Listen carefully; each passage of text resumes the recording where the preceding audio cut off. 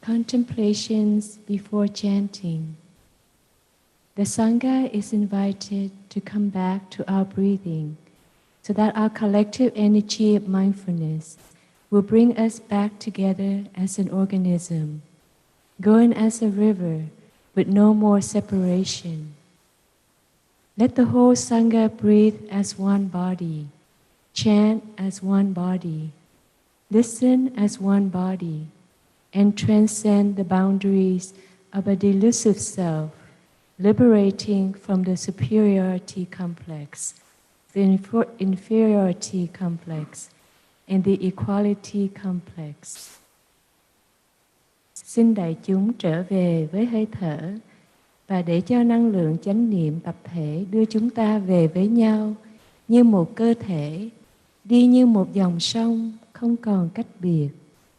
Xin đại chúng tất cả đều thở như một cơ thể, xướng tụng như một người, lắng nghe như một người và vượt thoát biên giới ngã chấp, phá bỏ mặc cảm hơn người, thua người và bằng người.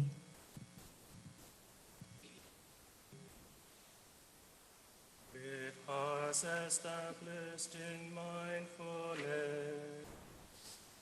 we are truly present for sitting and walking meditation and for reciting the sutras. May this practice center with its fourfold Sangha be supported by the three jewels and holy beings, well protected from the 8 misfortunes and the 3 paths of suffering. May parents, teachers, friends, and all beings within the 3 realms be filled with the most divine grace, and may it be found that in the world there is no place of war. May the winds be favorable, the rain seasonable, and the people's hearts at peace. May the practice of the noble community, diligent and steady, ascend the 10 Bodhisattva stages with ease and energy. May the Sangha body live peacefully, fresh and full of joy, a refuge for all, offering happiness and insight. The wisdom of the awakened mind shines out like the full moon. The body of the awakened one is pure and clear as crystal. In the world the awakened one relieves bitterness and suffering. In every place the awakened mind reveals love and compassion. Namo Shakyam Buddhaye Buddhaya. Namo Shakyam Buddhaye Buddhaya. Namo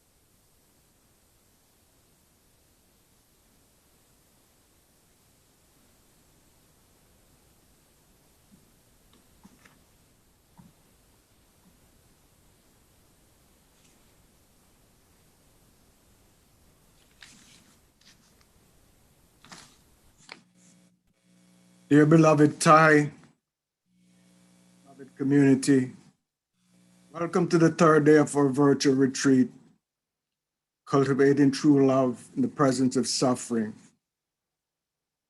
We have attempted to make this retreat one of inclusion and diversity, and hopefully so far, regardless of your racial, social, ethnic, or sexual orientation, you found a space to be comfortable and embracing.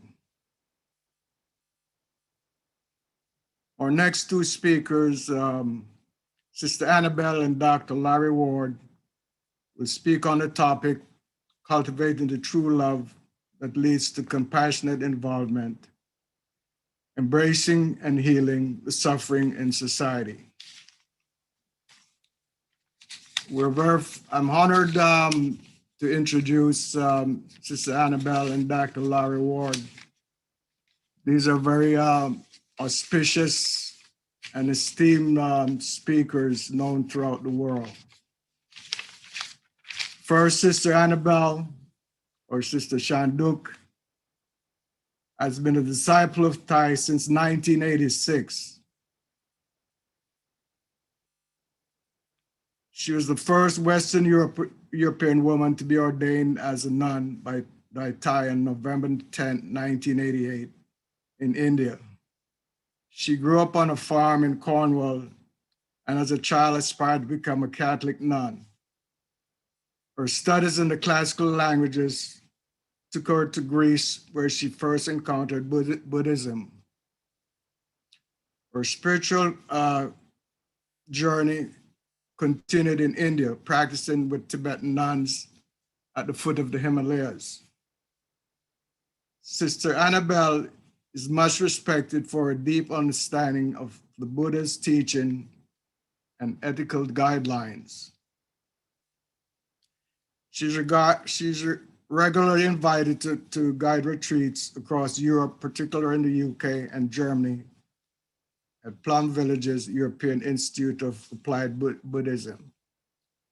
She is currently living in Plum Village, France. Her autobiography, True Virtue, The Journey of an English Buddhist Nun, published by Parallax Press in 2018, and her forthcoming title, Mindfulness, Walking It with Jesus and Buddha, published by Orbis Books in March 2021.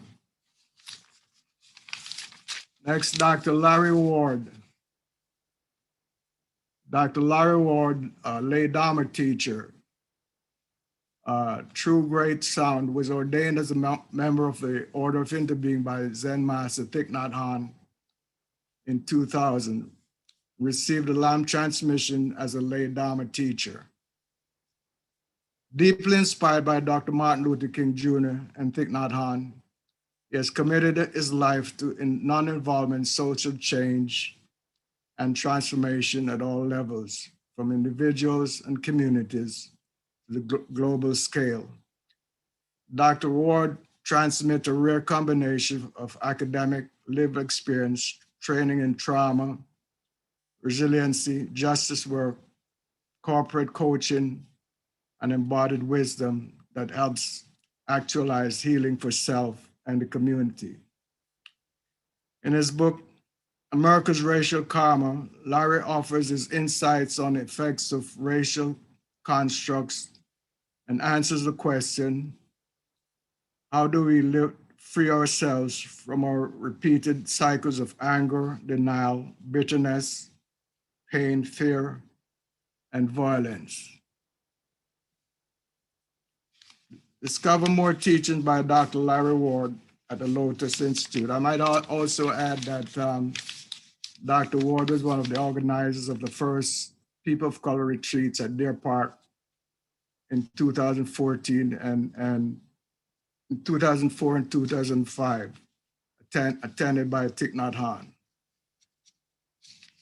Hanh. Please consider supporting our lay Dharma teachers and their work in the world with an offering of Dharma. Dana may be offered to Larry at the Lotus Institute. And thank you all for being here, and we'd like to extend a warm welcome to Dr. Annabelle and Dr. Larry Ward.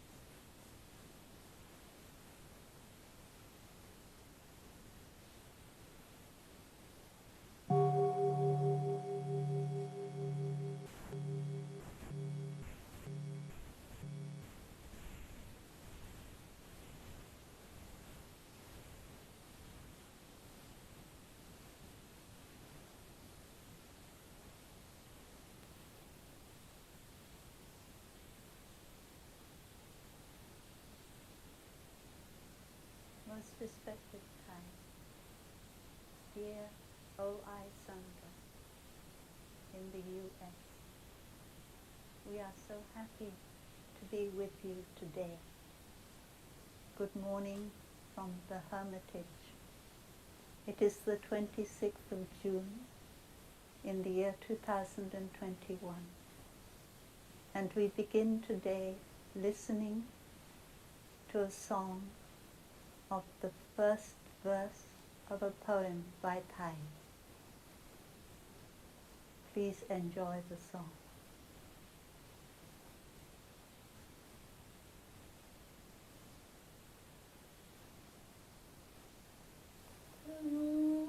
Dậy hôm nay em thấy trời xanh, chắp tay em cảm ơn đời màu nhuận,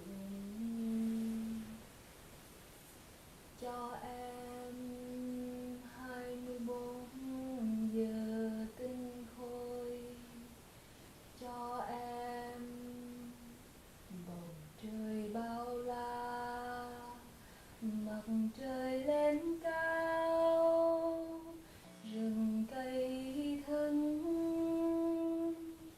mặt trời lên cao, rừng cây vương nắng trang hoàng. Em đi ngang qua đồng hoa hướng dương, hàng vạn bông hoa ngoảnh nhìn về phương đông chói sáng. Ý thức em mặt trời tỏ rạng, bàn tay em gieo hạt cho mùa sang năm. It would be nice to hear again, but thank you, Sister. I now read the English translation for you. Waking this morning, I see the blue sky.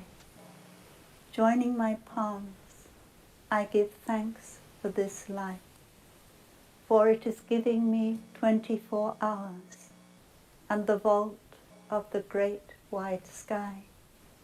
The sun is rising over the forest of awareness.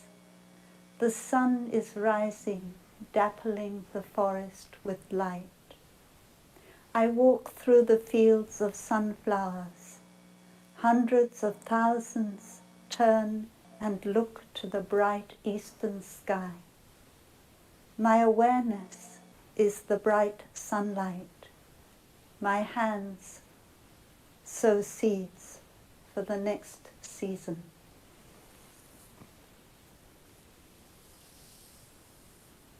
Dear friends,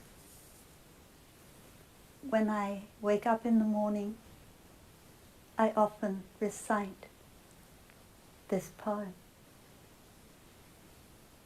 I like, when I wake up in the morning, to join my palms and to give thanks for life.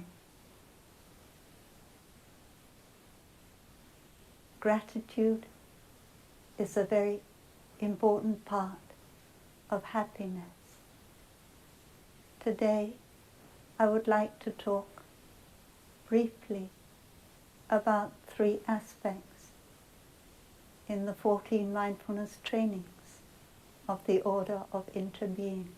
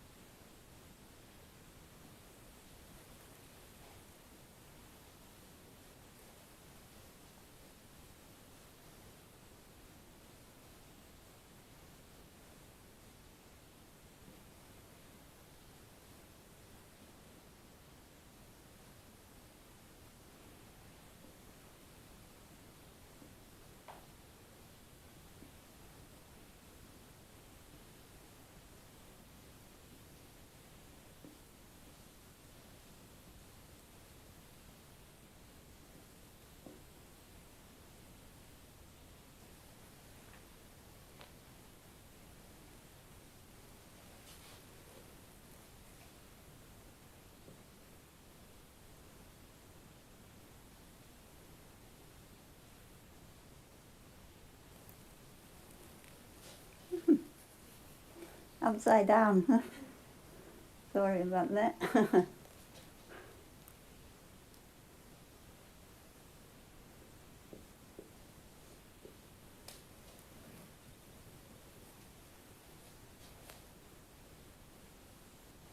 Yeah, there's something wrong here. I think I have to do it again.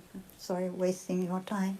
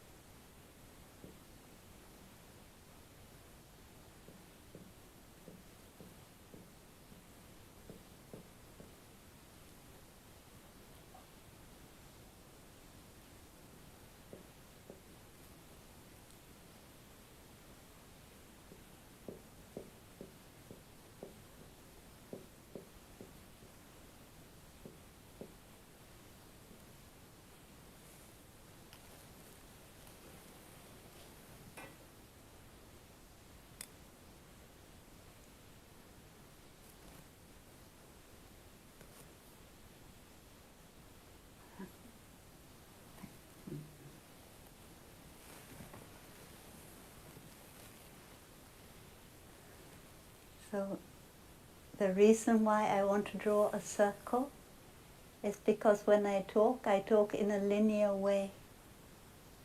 And these three things are not in a line, they are in a circle. And we have to recognize this. It's not that one comes first and then another and then the other one.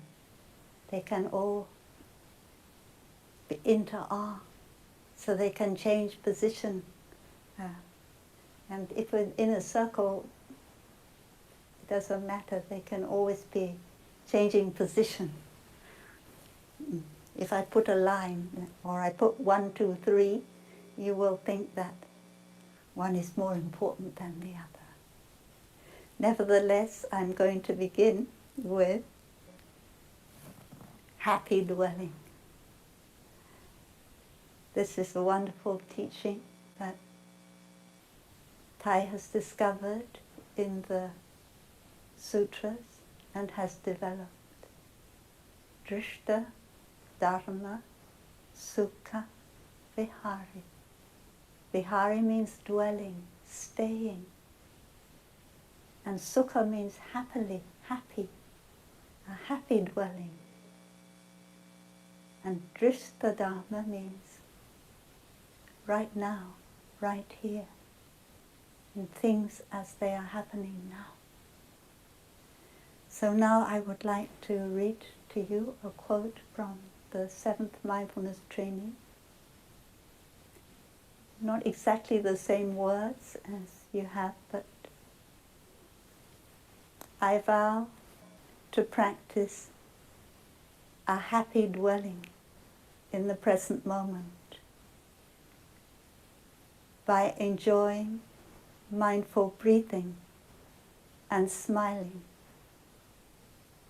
I vow to be in touch with what is wonderful, refreshing and healing in me and around me, in no matter what situation. We could say this is a challenge.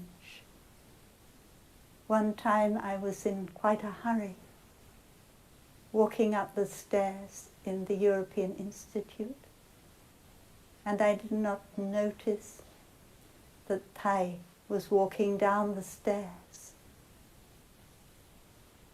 And he noticed that I was in a hurry.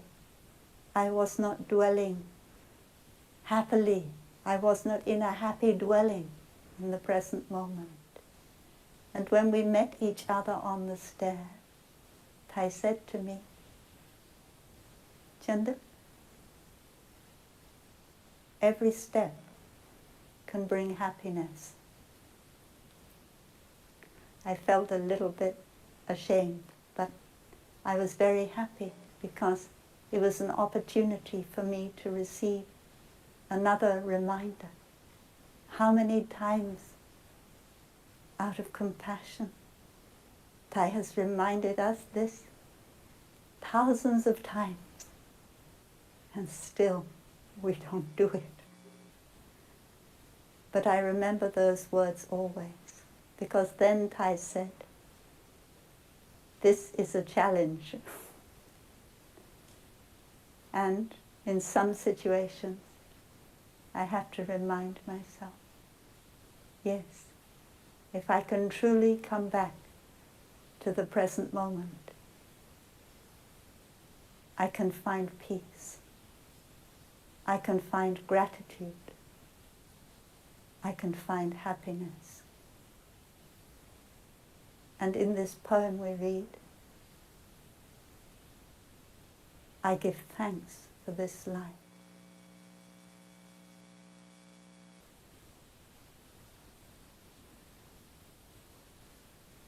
I have things available to me in the present moment that are refreshing, that are wonderful, that are very deep. Happiness is not something superficial.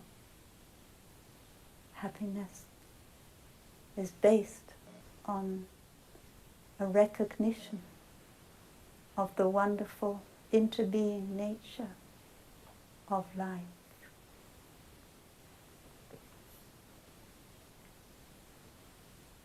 I remember one time when a sister came to me and was crying, and she said her mother, she just heard that her mother had been diagnosed with cancer, and she was a long way away in Germany and her mother was in Vietnam. So I felt her pain. I felt her tears.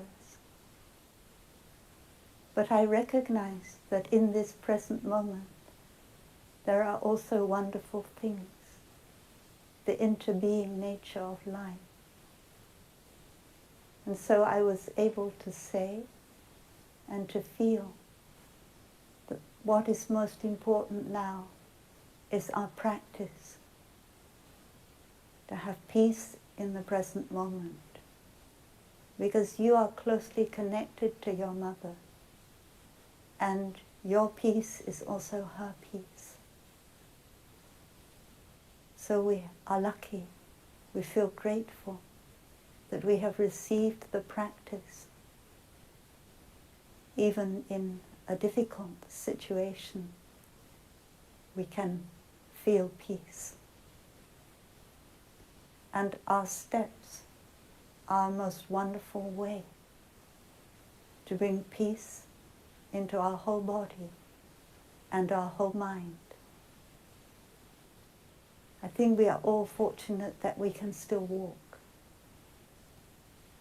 And every step is an opportunity. And sometimes when the situation is very difficult and our mind keeps going back to the difficulty, we need to practice very slow walking to make sure that we really arrive in every step. So we take a step and we say, arrived.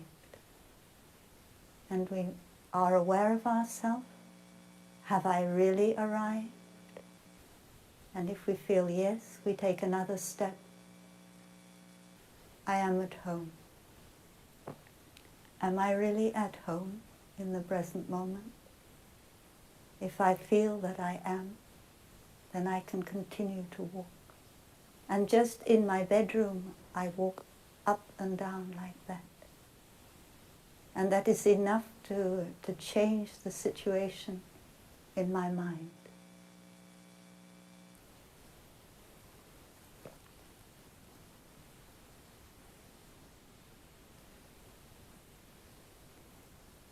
And now we listen to a sound of the bell.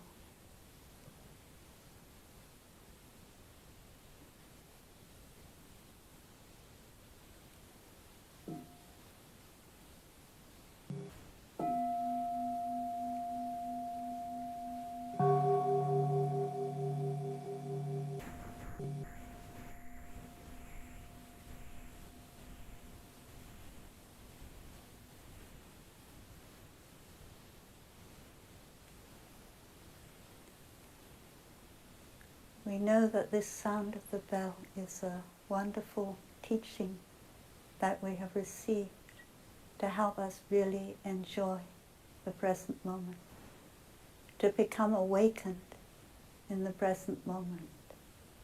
Little enlightenments, little awakenings during the day are what we as part-time Buddhas can realize. And they are very important.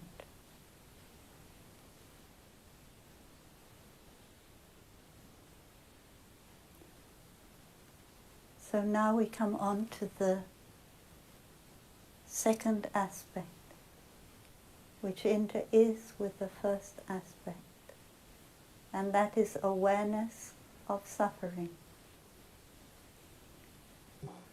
Aware that being in touch with and looking deeply into the roots of suffering can help me develop understanding and give rise to compassion and love.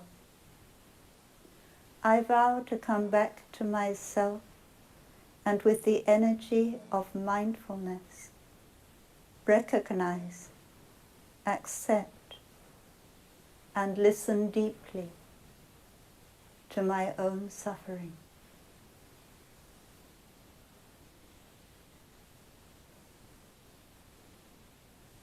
When I first came to Plum Village, we would open the village only once a year for one lunar month, for one calendar month in the summer.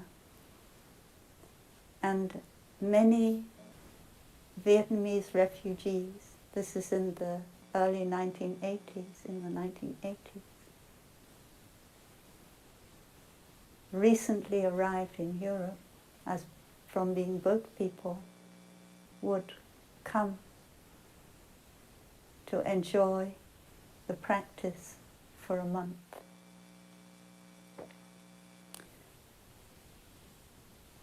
Thay told me that Plum Village will become a Vietnamese village because refugees need a place of refuge that is like their homeland. So we grew Vietnamese vegetables, we cooked Vietnamese food. I say we, I needed a lot of help doing these things. The community. We spoke Vietnamese. And that is also something I didn't do too well, but I had to do my best. Thay said to me, as a refugee, you find yourself in a completely strange place. The language is different. Customs are different. At home, you may have had a high position in society, a respected profession. When you come as a refugee, you lose all that. You don't have a chance, you have to speak and listen to a language which is not yours. So now we need to water the seeds of happiness for a month So in the Dharma sharing, don't talk about the suffering. Just water the seeds of happiness. So this is a wonderful thing about our store consciousness, that it has all the seeds of happiness and all the seeds of suffering are there. But if the amount of suffering seeds begin to take too large room, too much space, and become too strong, then the seeds of happiness don't have a chance. So we have to be careful in our practice that that doesn't happen, that the seeds of happiness are given enough space, because they can take care of the seeds of suffering. And then, of course, when the time is right, when we are well enough nourished by the seeds of what is wonderful, refreshing, and healing, we can practice to be aware of our suffering, take care of our suffering, listen deeply to our suffering. So that is one thing we need to be a little bit careful of in our practice. Mindfulness will tell us when our seeds are getting out of balance, and we have to put right the balance in order to be able to listen effectively to our suffering.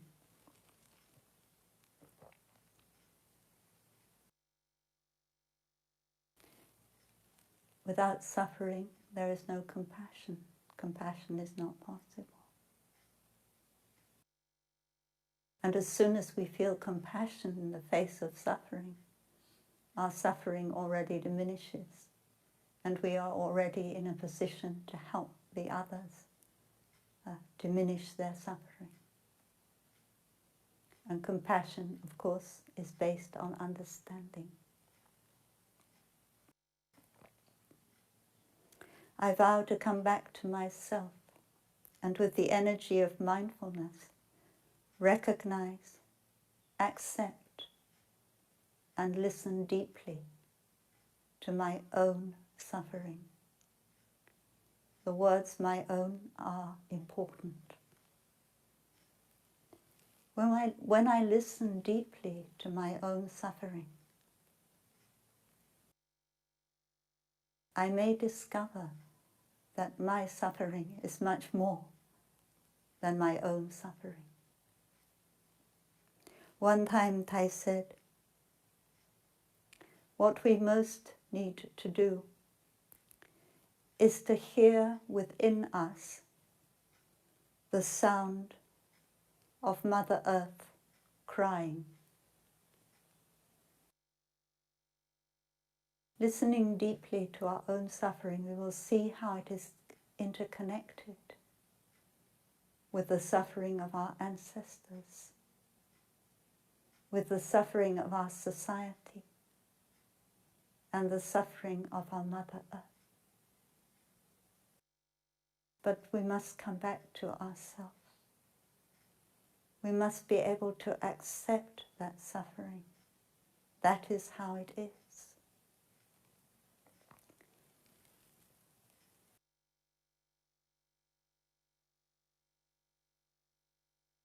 When I hear Mother Earth crying inside of me, does it make me angry with the farmers who are polluting the environment all around me? When I see them driving their tractors with all kinds of sprays,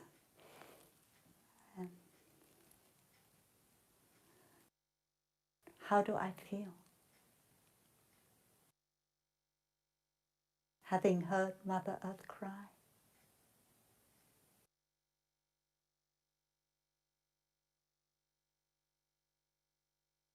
I feel it.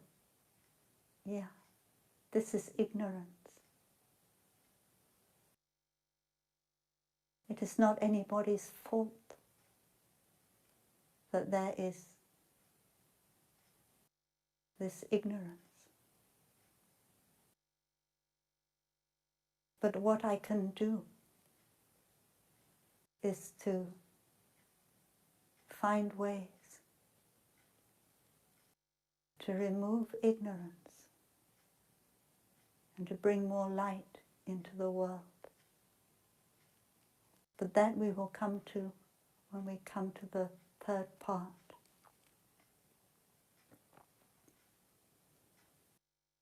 Another time, Thay said, when he was asked, why is there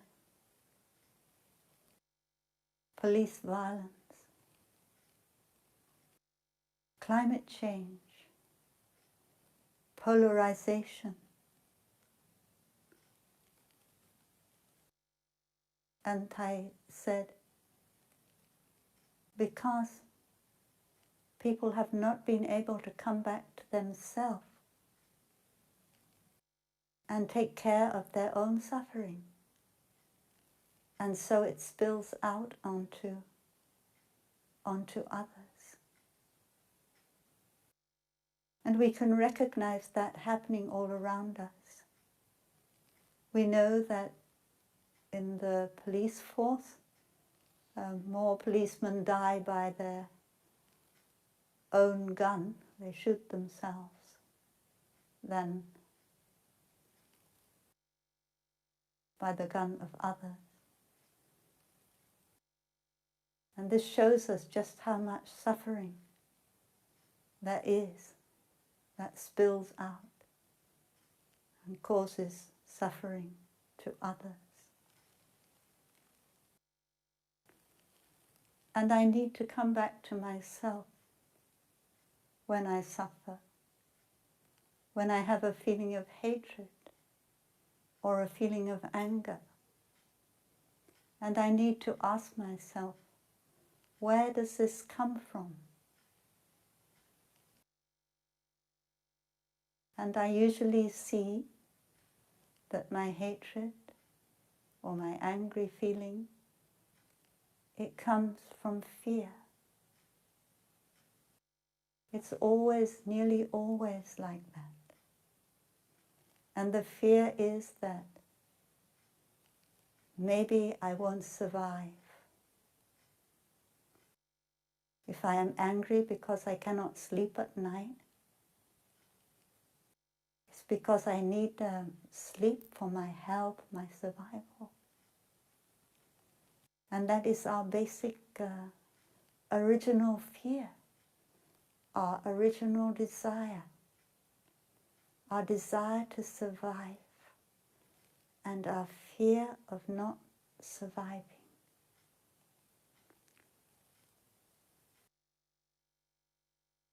And we all have that. Those who practice have that. Those who don't practice have that. And we who practice, we can take care of it.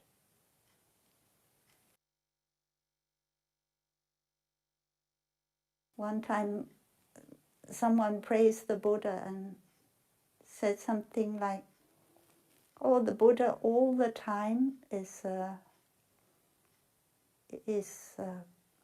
compassionate.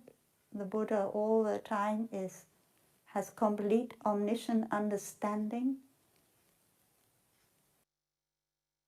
And the Buddha said, no, that isn't true. Because the Buddha also had the seeds of anger, the seeds of sadness, the seeds of grief.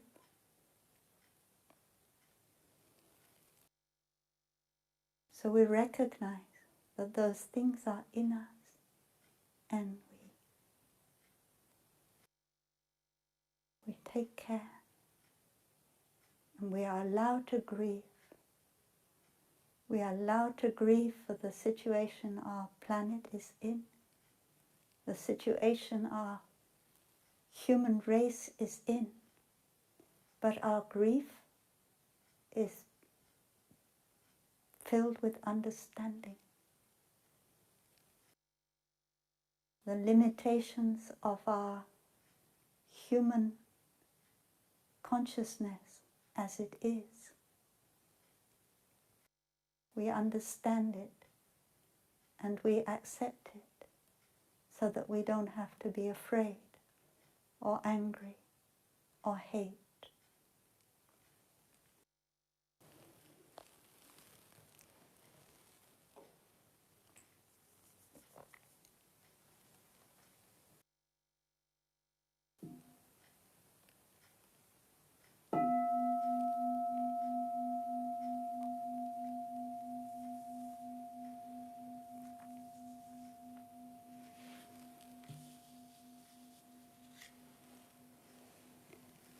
And now we come to the third part, protecting and nourishing the Sangha. I recognize that a community of practice needs to be aware of and have a clear attitude towards oppression and social injustice, and find ways to change these situations.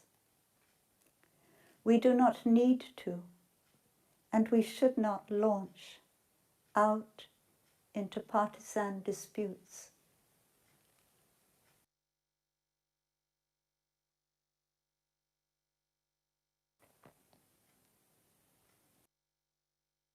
While we do not want our Sangha to become a political instrument, we want our Sangha to be aware. To be aware of what is happening around us. In the time of the Buddha, in the time of, in the 1960s, when Thay wrote the 14 mindfulness trainings,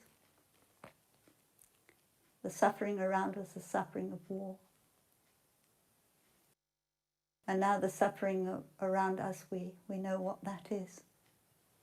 Polarization, climate change. And together,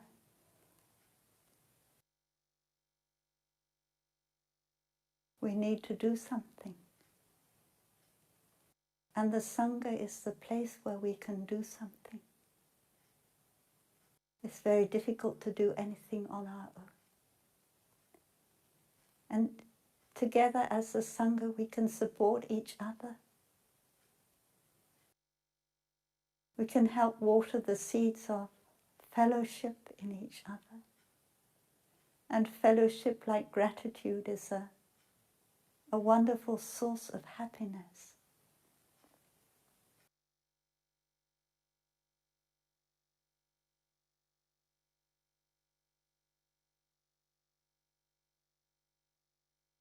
We want to be bodhisattvas, awakening ourselves and awakening others. And we know that the bodhisattva develops compassion. But we also know that compassion is based on understanding. Some of you may have read a poem by Thay. I think it's not complete in the English version. It's about someone who comes to take refuge in the temple. And Thay allows them to kneel at the altar and to cry and to heal. But Thay sees that there is still, after a long time of practice and healing, Thay sees there is still a little attachment. So Thay needs to remove that attachment by burning the hut.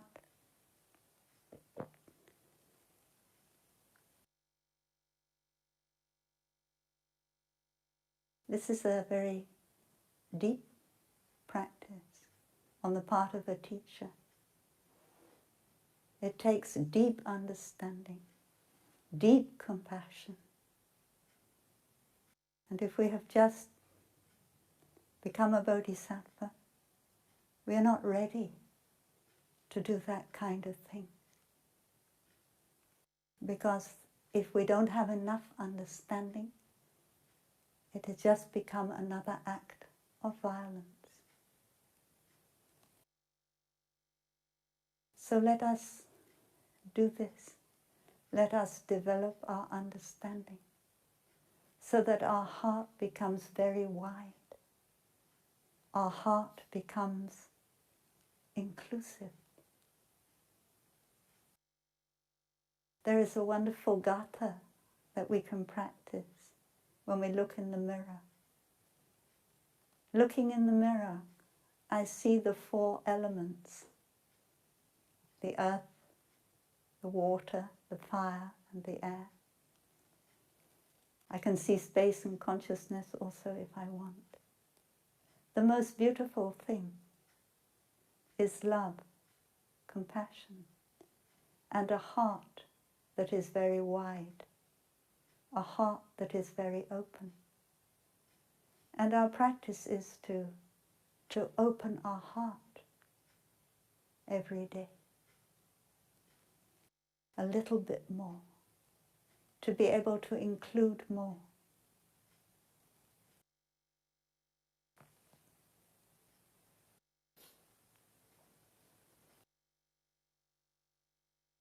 One time, when Thay was first in the United States and was calling for peace in Vietnam, he was in a meeting, and one of the people attending the meeting stood up and was angry and said, "What are you doing here? You should be back in Vietnam helping to oppose the Republicans." And Thay breathed very deeply. And then Thay said something like, "I am here because when you want to water a plant, you water the roots, you don't water the leaves. And the roots of the war in Vietnam are here and not in Vietnam." And Thay said that in a very calm way.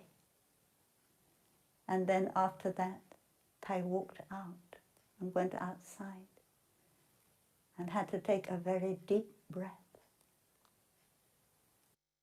And people asked, and then his attendant at the time, who was American, a North American, asked Thay, "Why did you go out?" And Thay said, "I had to go out and to breathe. Because when I was sitting in front of the audience, I felt so angry when I heard those words. But I told myself that I am here as a representative of the Vietnamese people. If I give way to anger, I am not doing, I am not representing in the way I should." And so I had to breathe very deeply. And then Thay wrote a poem about that. "I hold my face in my two hands," which I think you can sing that poem. But this is a deep teaching for us, to take care of our anger, not to become involved in disputes, not to take sides, to be able to include, to listen deeply, first to ourselves and then to the other.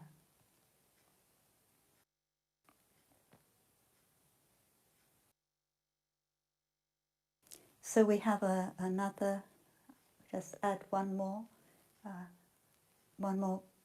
It's the third mindfulness training. Aware of the suffering brought about when we impose our views on others. And that is a tendency that we have, because our views are part of ourself, and we have not let go of ourself yet. We need a view, we need a viewpoint, but we need to listen deeply and to include the viewpoints of others.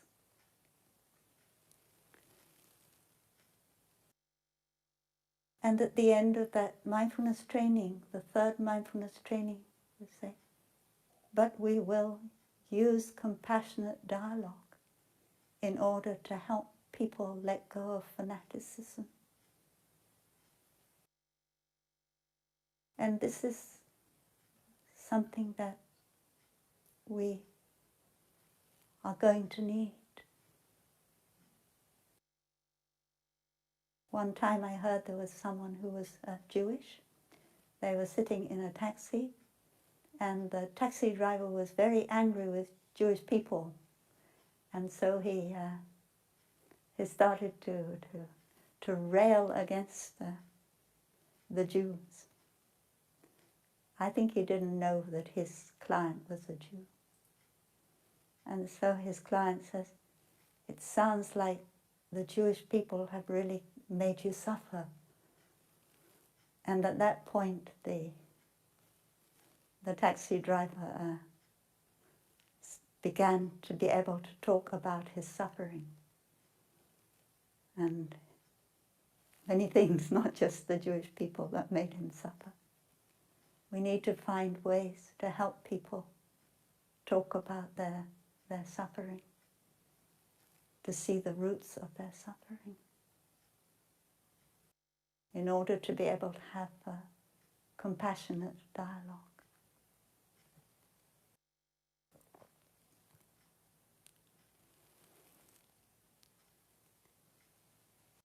I think that I now hand over to Larry. Very grateful that I can share this time with him, and that I've been able to share something of the 14 mindfulness trainings with you. Thank you for listening.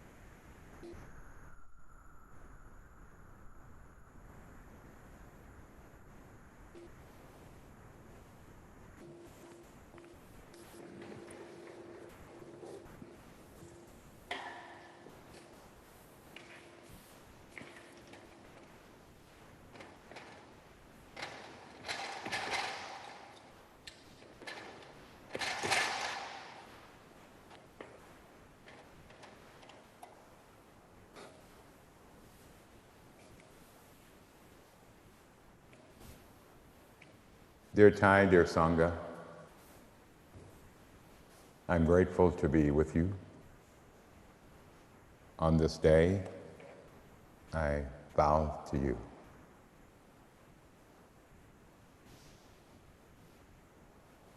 I offer sincere gratitude for the beautiful teachings of our beloved Sister Annabelle. I feel like there's not much more to say.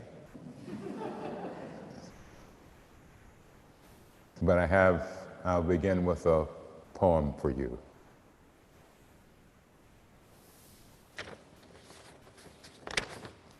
We are not going mad because something is wrong with us. We are going mad because of our conditioned views of reality. Like pieces lying on the workshop floor of our lives, we've been taught we are in pieces. A species, like all species, is the fruit of interactions of time, space, and relationships. We are more than we appear. We fall into old wounds at the well's bottom, sometimes trading our precious life for toys. Nevertheless, the continuous shock under our feet on this very day are movements of a new cloth being woven out of our shared pain.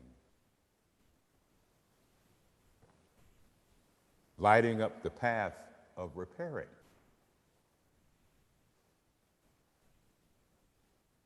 Our kinship on this blue pearl. Nevertheless, we are here together to remember what our ancestors knew. We are not mad because something is wrong with us. We are mad because something is right with us. We are now and always have been connected. We are invited now into the deep courage of recovering our connection. This is not a matter of philosophy. This is a matter of practice. Courage and wisdom, courage and compassion, courage in releasing our shared kinship with all beings and the thunder that will roll as we do. We are meant to live a whole life of loving and giving and sharing in safety and welcome and giving life and wellness and justice and harmony. We are already wired for this.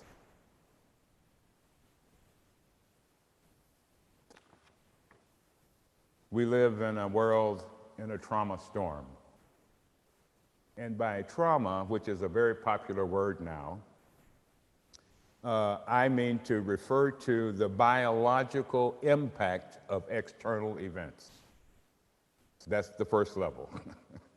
The next level is, which we know in our practice and we know from all the teachings in Buddhism, that I want to refer to this phrase, this image, which, as I understand it, traditionally comes from the Wicca tradition. Some may have heard the phrase, as above, so below. But what I have learned continuously from Thay and the teachers before us in our tradition is, as below, so above. Our stored consciousness is not isolated from the historical dimension. The impacts of the last 500 years of imperial and colonial realities, subjugations, enslavements, and genocide are not somewhere else. They are in our bodies. And the more I realize this, the more important mindfulness of the body became to me.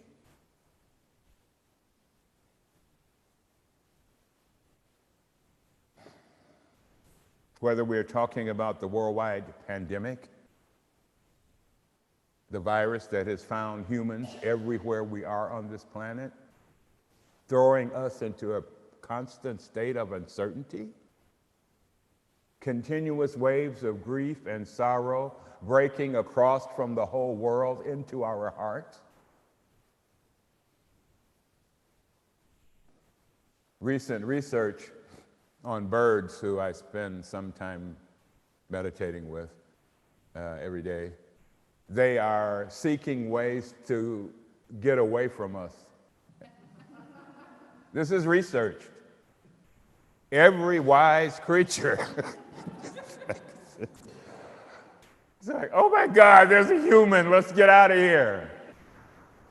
And you know, that's kind of funny, but there's some great research on the evolution and species on our beloved planet.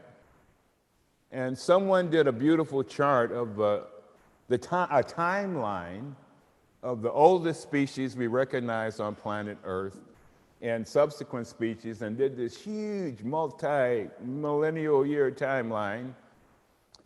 And human beings have only, in that context, human beings have only been on the Earth 11 seconds.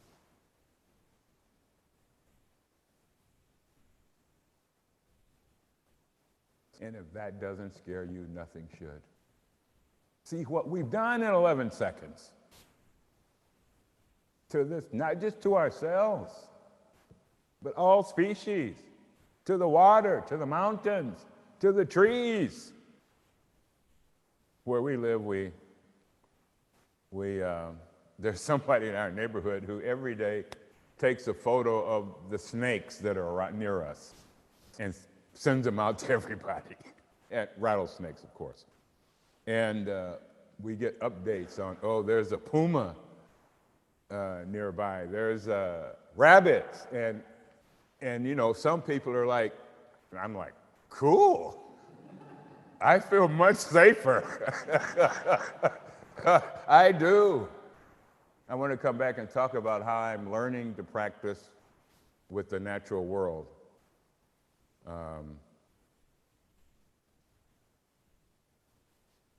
No matter how we appear as humans, and we've spent a lot of time in the Western world deciding what we look like, how important that is, what our value is based on the tone of our skin, our height, our gender framework, our geography, where we are in the world, our wealth, our class, our economics. Underneath all of that is a human nervous system. I came to this through, I was practicing at California, at University of California, and I was on a panel with James Lawson. And James Lawson was the man who Martin Luther King sent to India to learn the practice of nonviolence. And James was chair of our panel. We had a Roman Catholic priest, we had all these religions, we had herbalists and shamans and Buddhist teachers and imams, and we all talked. The question was, what is justice in your tradition? And at the end, he said, we have all said the same thing in different ways. So why haven't we achieved it? So I took that as a meditation practice for a year, which I continue to do. And what I've discovered, which many people already knew, that our greatest obstacle right now in practice is learning how to recognize, respect, care for our trauma. When I have looked at the history of the world, and it looks to me like we are stuck in only identifying ourselves with our injuries. I call it woundology. We hardly can describe who we are without beginning to talk about our wounds. And one of the things I so appreciate about Thay, of which there's thousands, But one of them is his teaching on how to understand the Four Noble Truths as inter-are. And so in many of our Buddhist orientations, we've kind of got hung up on the suffering thing. And what I mean by that is we forget the other three truths. They inter-are. There isn't any suffering separate from causes. There isn't any path separate from the realization of release. There isn't an etc. These are inter-are. We use language to help us focus, but don't be confused. This is a whole cloth of practice. And so what I realized in myself and in my own experience, I started to get trained to understand and learn about my own nervous system. And what this has helped me realize, along with many others, that we're living in the down wave, the undertow of the tsunami of imperialism and colonialism and racism and sexism for the last 5,000 years, depending on some calendars. The last 500, depending on some others. And what I mean is, we used to think our realization came from above only. Now, we can have insight, we can have breakthrough, which is all great. The moon and stars are full of wisdom. The night sky is always a blessing to me.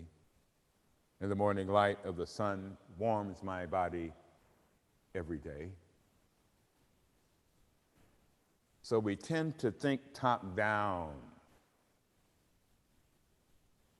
But our understanding of store consciousness, both that Sister Annabelle's talked about and what we've learned from Thay, is that what happens in our store consciousness leaks out. That's all. Sister Annabelle already said that. So we cannot escape as bodhisattvas our interaction with the world. Let me try to say that maybe another way.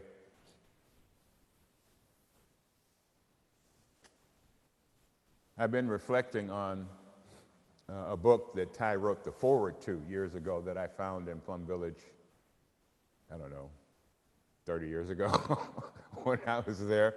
And it's the Sutra on Complete Enlightenment. Thay wrote the foreword to that book, which is what interested me in it. And I want to read you his foreword, just a few sentences.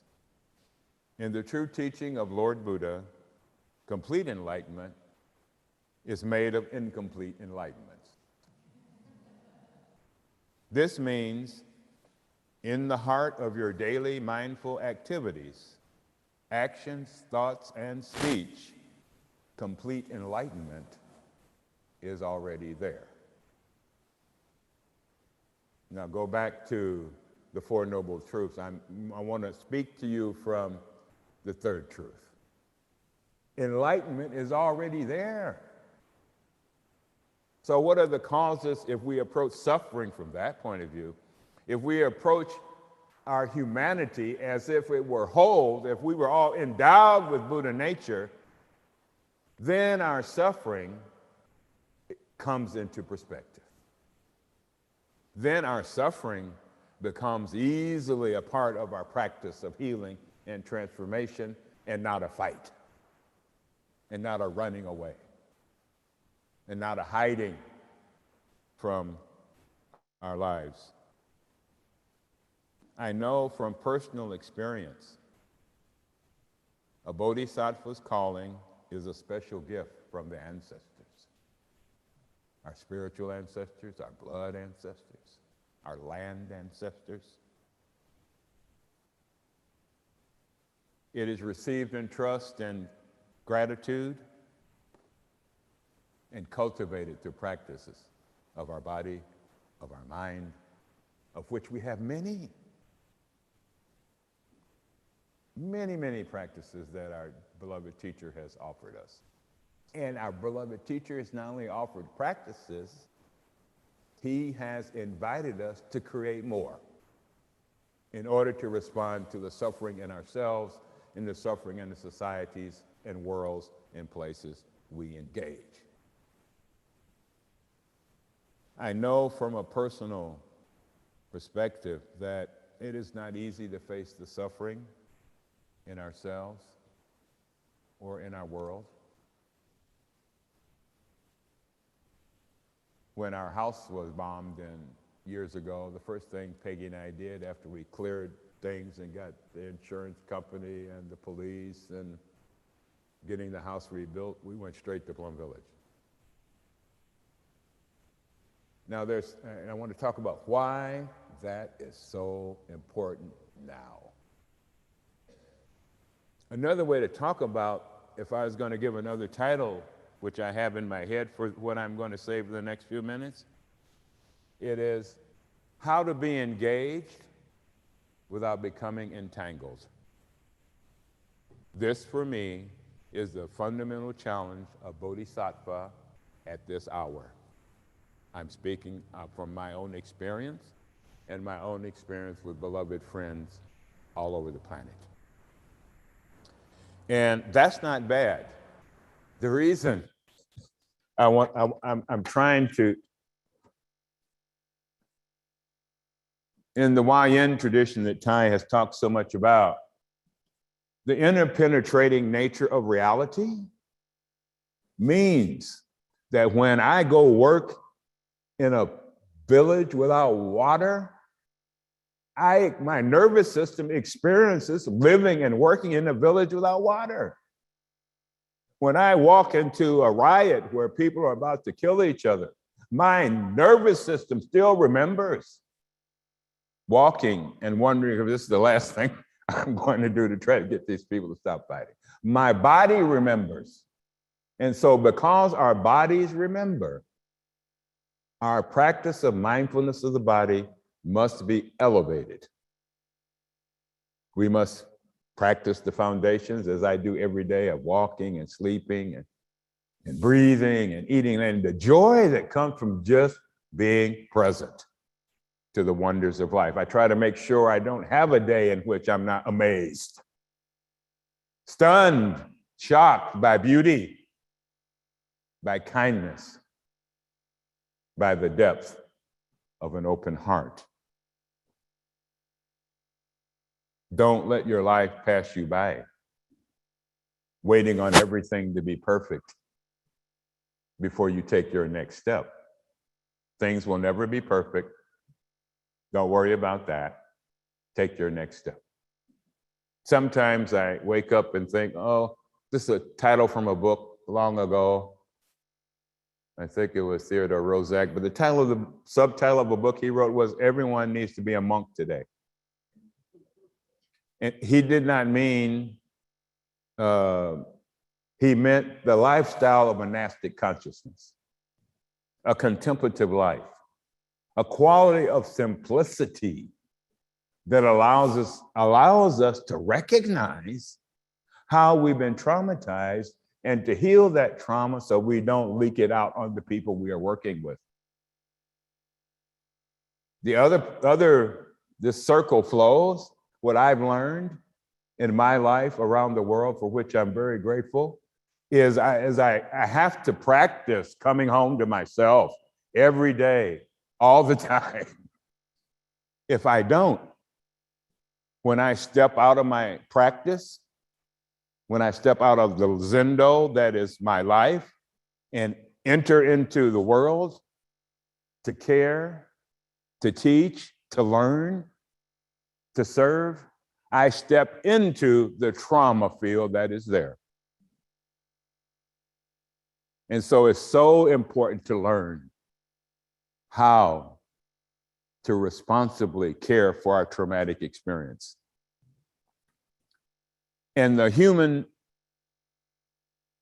evolutionary response to trauma, which means biological dysregulation, not mental weakness. Because I know some people who are very mentally strong who are completely traumatized. So don't be confused about that. I'm talking about the body. And I'm talking about things that happen below the level of cognition, before thought. And I came to this realization thanks to, well, it's been growing. It's like incomplete enlightenment, incomplete, it's still incomplete, but I'm learning to be okay with being incomplete, but I want to keep being incomplete. I was, some dear friends of ours were leading a retreat in Kyoto 3 or 4 years ago. And some dear friends there, we had set up a special trip for us to Koyasan, Kukai's resting place in the mountains of Japan. And we had been there several weeks, and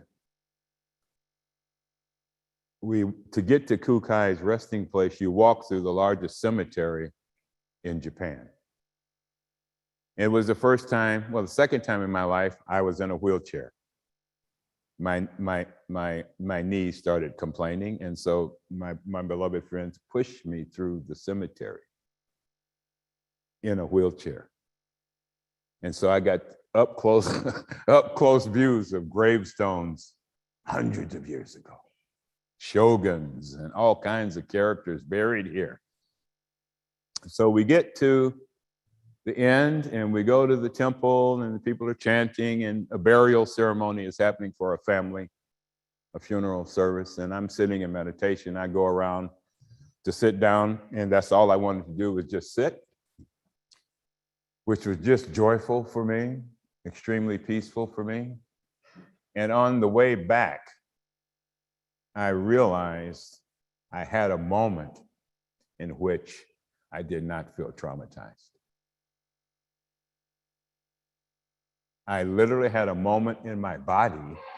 I went back to Peggy. I said, I think I'm feeling something. I'm not sure what it is. And it is peace that's unconditional. So as I learn and practice and continue our coming home to ourselves, recognizing our own solitude, recognizing our own pain, our internal knots and our habit energies, learning how to love the one who's here now in this moment. And by love, I mean respect, listen to, care for. So that's a part of, every day I do that. I wake up and before I get out of bed, I do the 5 remembrances. And you know those, and somebody wrote me and said, God, that sounds depressing. You know the 5. I'm of a nature to grow old.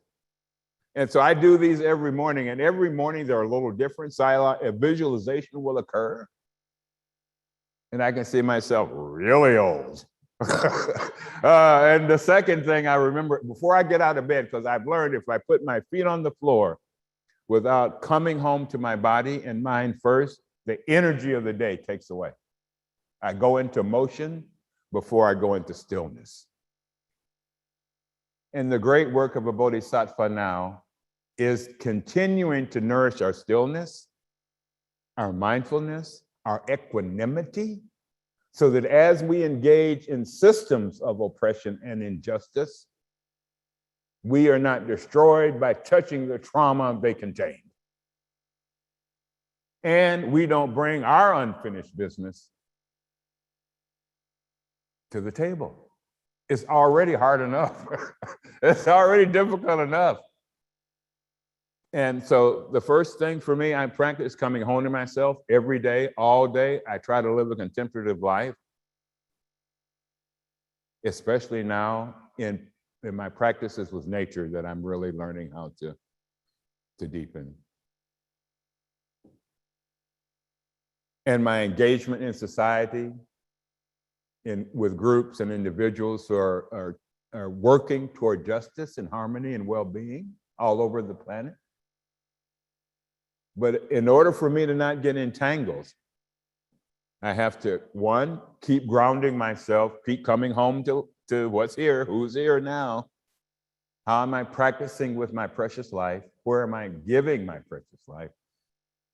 And so, but the other thing I do besides being here now, nourishing my stillness and equanimity, engaging in the suffering, and then the third thing I'm really learning how to do, this is where the Five Remembrances help, is to let go of it all.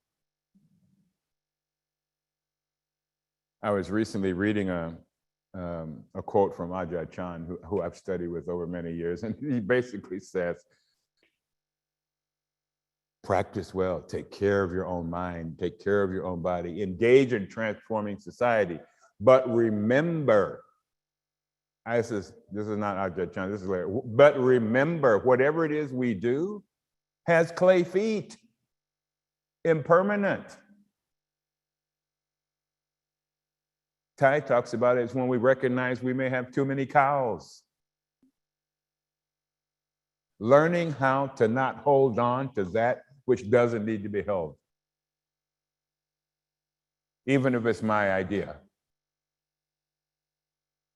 And our beloved teacher is a tremendous witness to the capacity to change and grow and learn.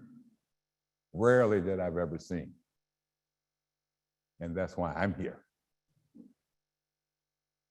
Because I realize it's possible to grow and learn and change and serve.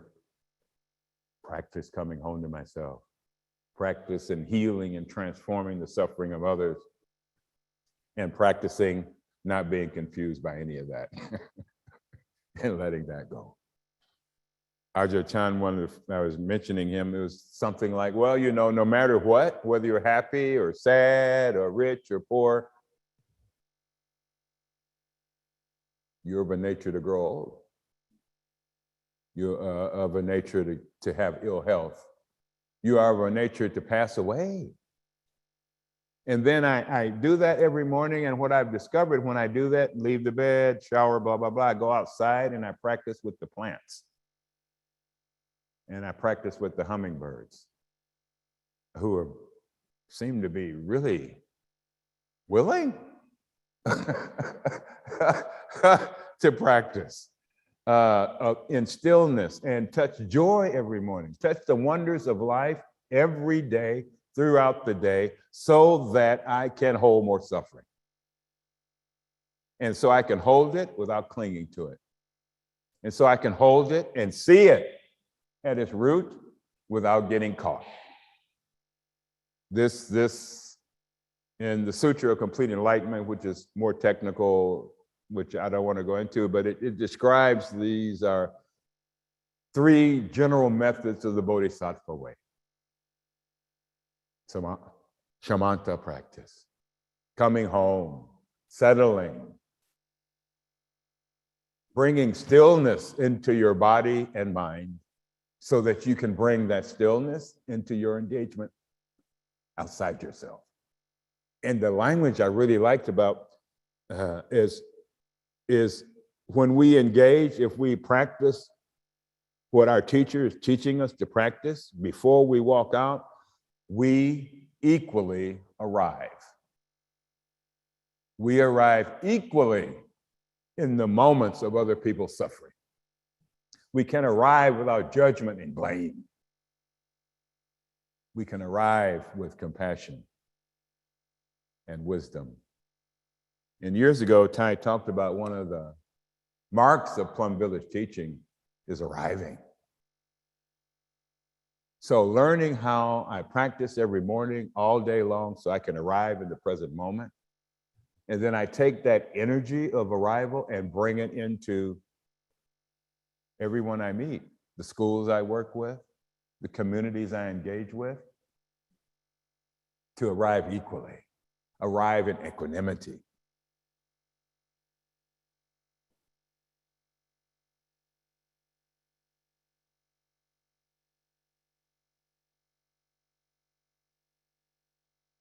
There are many people waiting for you. who need your joy, your willingness to listen. You are needed. Our only planet and all of her sources and forms of life are in desperate need for love, without fear, without confusion, and without clinging to self. We are not being asked to solve all the mysteries of life. We are being asked not to live superficially, not to be satisfied with simply a commercialized life, a life of acquisition and a life of things. We are more than that.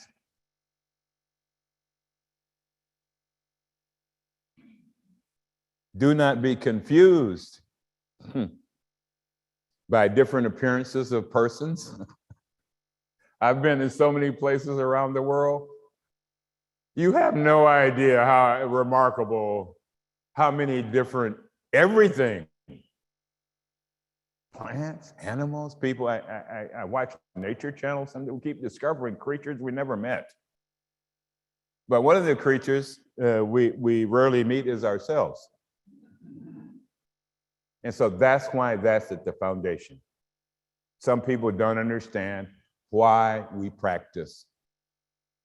In the days of the Civil Rights Movement, people used to, I was in a religious community, people used to ask me, why is it you guys sit every morning? This was a ecumenical practice community, religious order. And people were saying, why aren't you out there fighting? To which my response was, well, one is I'm not really interested in fighting. This is back to woundology. We have all been conditioned to think that winning matters. Every one of us. It's in our school system. It's how we train our children. And then we look around the world and say, how can we have this? Well, we have this because this is what we have grown. This is what we have fed. And the wonderful teaching of the Buddhist tradition of every practice is, this is because that is. And if you want to change what that is, change what this is. So people ask, why did you write this book on America's Karma? Well, for me, it was a meditation. Because one of the teachings I try to apply on a regular basis is when things come to be, to ask myself, how did that come to be? How did this society come to be? How did the suffering I experience with humans I know being brutalized and attacked, how did that come to be? And so to put that into practice, I looked at the present to see how the past came to be here now.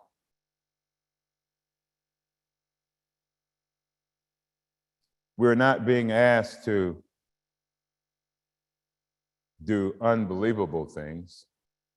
We are being asked to do different things with our thoughts, our speech, and behaviors. We're being asked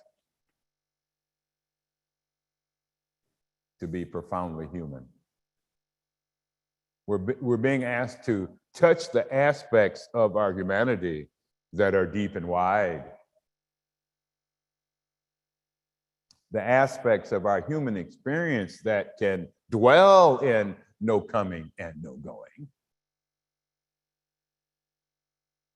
For the Bodhisattva today, it is so important that we learn and relearn and support each other in walking in the Pure Land at the same time we attend to the sufferings of the world. Because what I've learned, if we don't, when I look at history, if we don't find ways to stay grounded in our Buddha nature, in the nature of our own precious lives, we will recreate the problem we're trying to solve. That's how habit energy works. That's also how trauma works. I've been injured by you, so now I must injure you. And then when I injure you, you must injure me. And so here's the last 500 years. We are so fixated. And the more I meditated on this, is that I realized this is kind of a military framework. We're kind of all been sucked into thinking that life is about war, that violence is normal, that hate's okay as long as you don't hurt anybody too much. This fallacy, these illusions, these delusions. The greatest existential threat to the human species is right now. The greatest threat to our continued existence as a species and all other species. I won't go through how many species we've lost. They're disappearing faster than we can count. And to think that will not affect us is such an illusion, I can hardly think of it. It is so sad.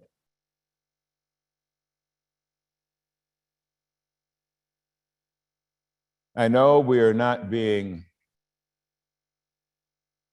invited to solve all the nights of sorrow that I can hear as I listen to the world and its voices every morning, and the silent voices that none of us hear every night, or the breakthrough that may be occurring as deconstruction of what we are familiar with is actually occurring at this very moment. Our ideation of democratic societies is staring us in the face as impermanent. What is the practice here? Well, the practice for me is to create the next society. I'm not going to spend my time talking about how wounded I have been. Somebody asked me, why did you write that book? I wrote that book on race because that's an obstacle to understanding our profound humanity, which has nothing to do with race. It's really hard for people to get deep here. We are so hijacked in political garbage. Oh, garbage, for translation purposes. And I realized this is part of our insight, ties inside of our trainings. We are deeper than the framework we are in. We are wiser than the language structures we've been handed, wherever they came from. That's not my point. We have to recreate our understanding of what it means to be a human being. And for me, the best tradition to do that standing in is in our beloved tradition. Because in the practice of Buddhism, we learn how to handle uncertainty.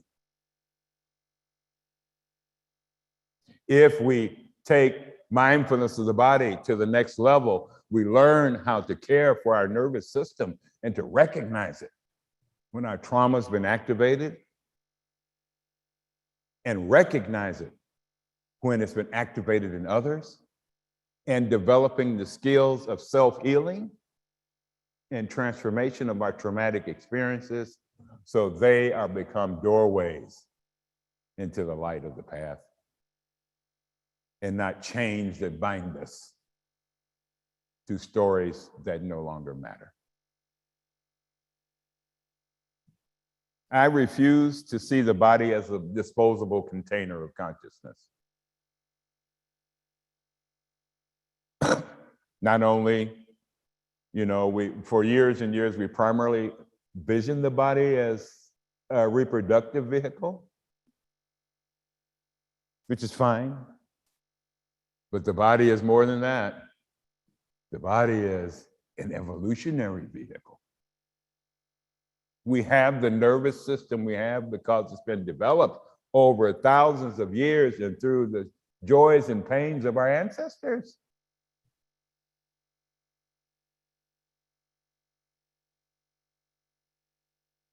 The body is more than a consequence of history.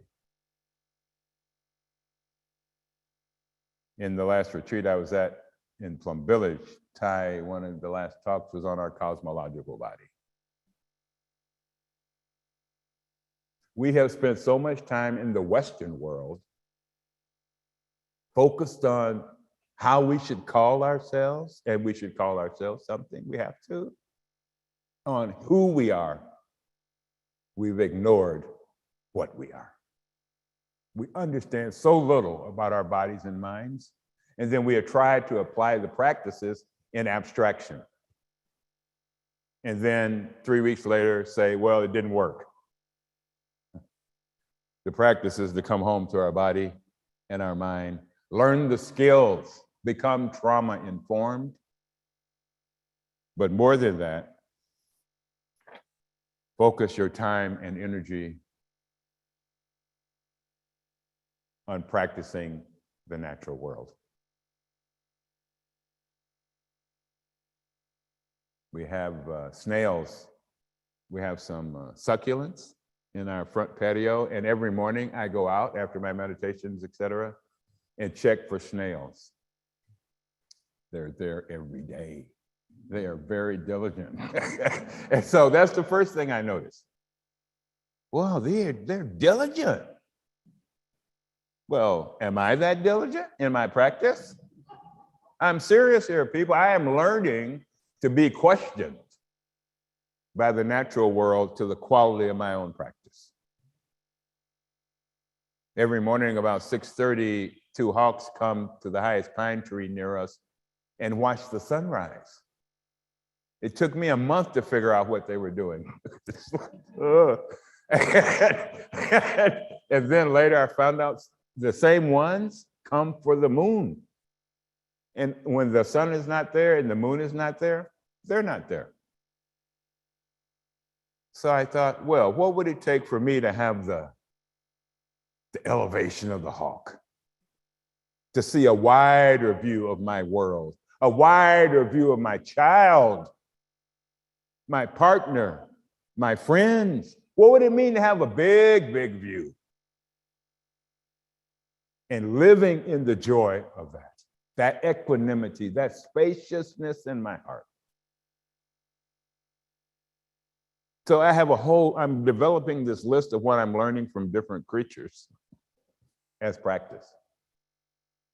So it stays out of my head and stays in my body. And learning how to breathe with the hummingbirds without pushing them away.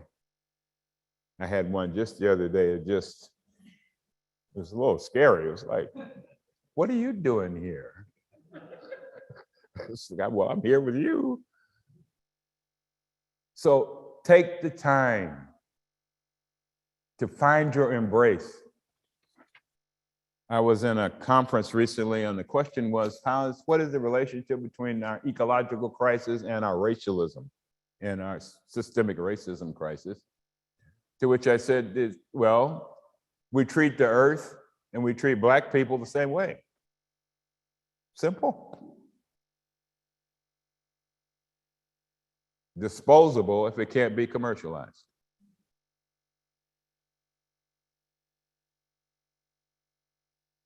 And the modern world assumes all of us are like that.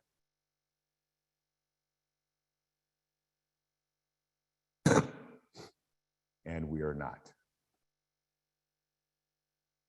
And we are not. So I am trying to encourage people professionally and personally to create a new narrative, to recognize the new narrative about what it means to live on this planet that is in fact emerging. Whether it's in Colombia, who we have great order members there. We were just in conversation with last week in Argentina, where people are out in the streets and protest in the military, and they talked about how their practice sustains them and keeps them from giving up, keeps them from being bitter, keeps them from bringing their broken hearts and their anger into their families, where they can listen in a safe space to their broken hearts. So the great task for me, I'm learning how to create safety.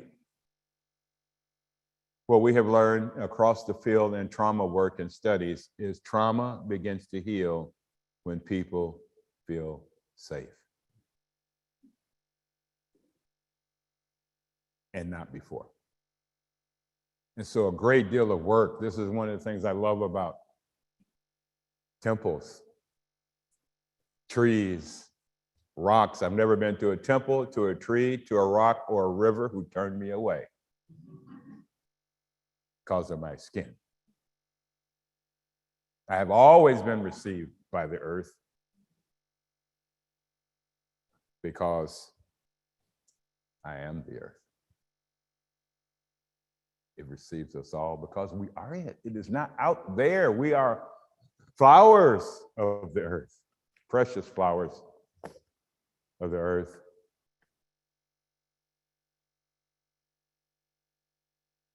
We're meant to live a whole life connected in giving and receiving love and care.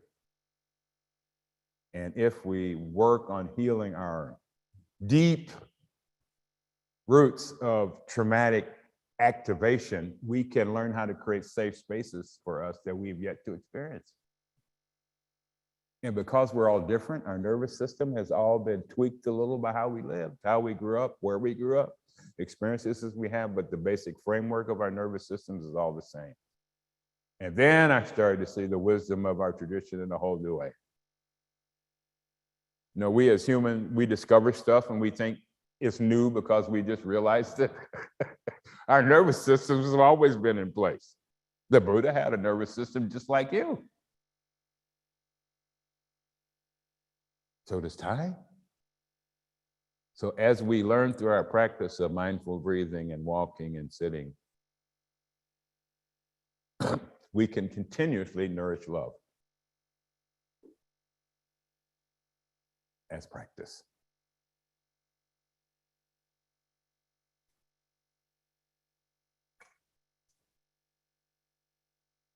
The vow of the Bodhisattva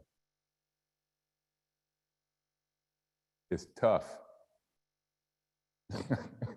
The reason I say that is because every Bodhisattva knows if they've engaged the slightest, they will always feel inadequate.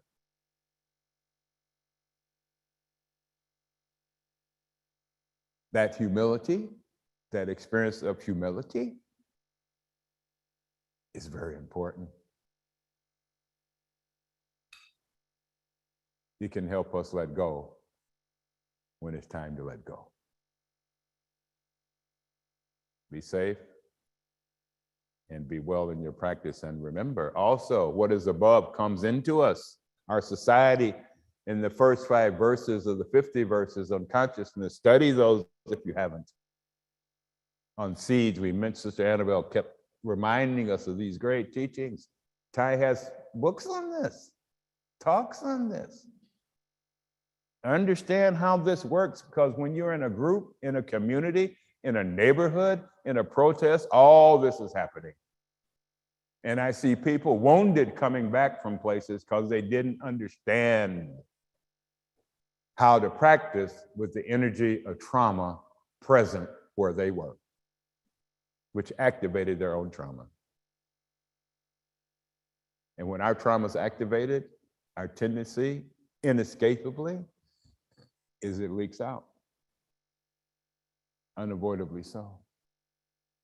So we also have to learn to become more skillful in apology,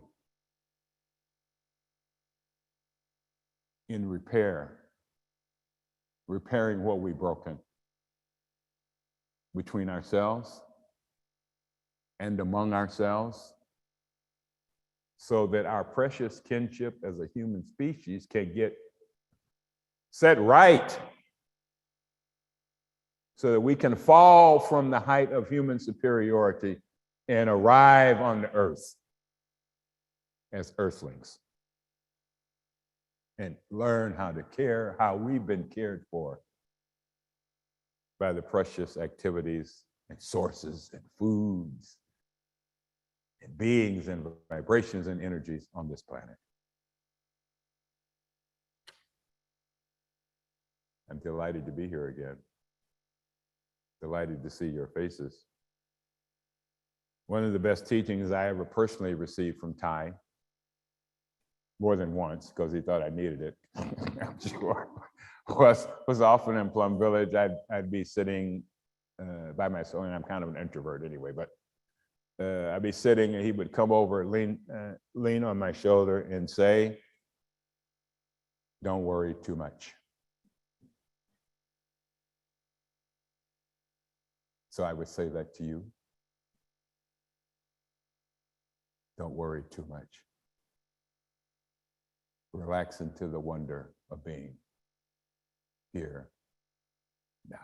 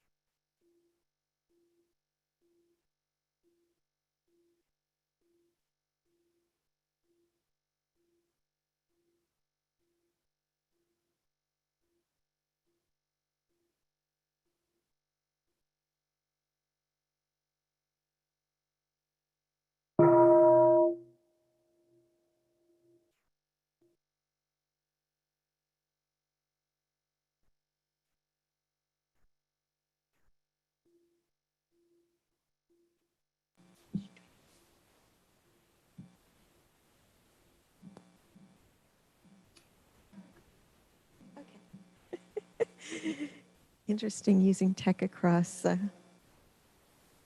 miles. So first of all,